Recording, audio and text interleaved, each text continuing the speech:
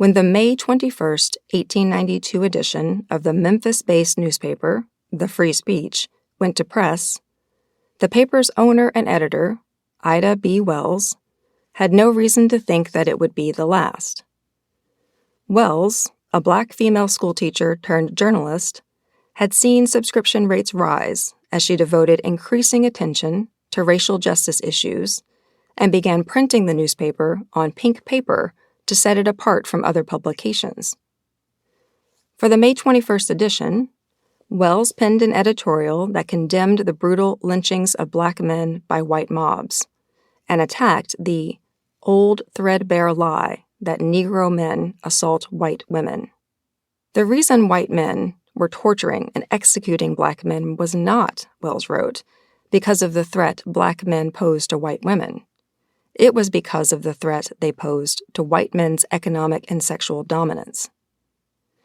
Wells intimated that black men were becoming successful rivals to white men in business as well as more intimate activities.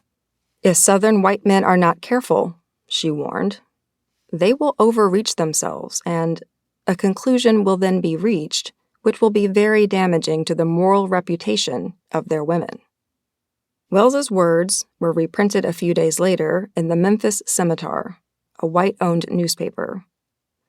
The paper, which assumed the editorial's author was a man, exhorted its readers to tie the wretch who utters such calumnies to a stake at the intersection of Main and Madison streets and brand him in the forehead with a hot iron and perform upon him a surgical operation with a pair of tailor's shears.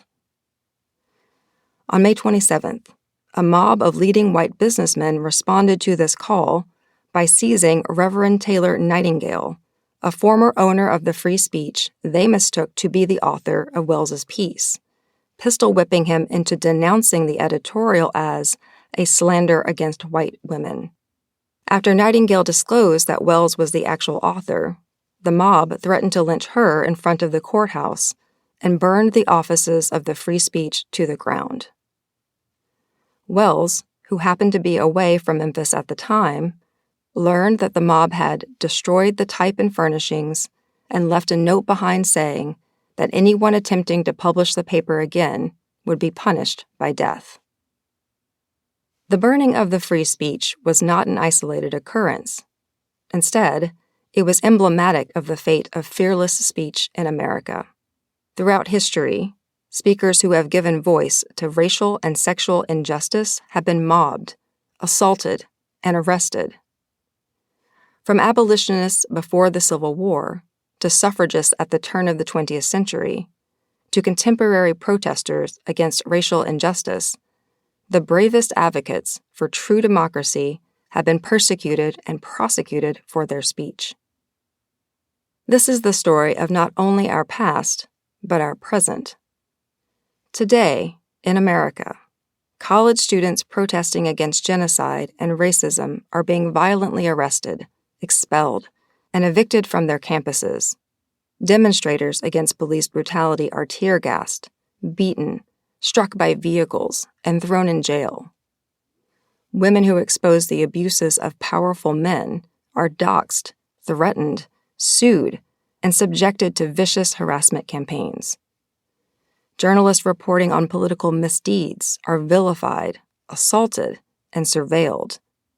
History textbooks are being rewritten to erase the horrors of slavery, while books that depict gay and lesbian relationships are being purged from schools and libraries.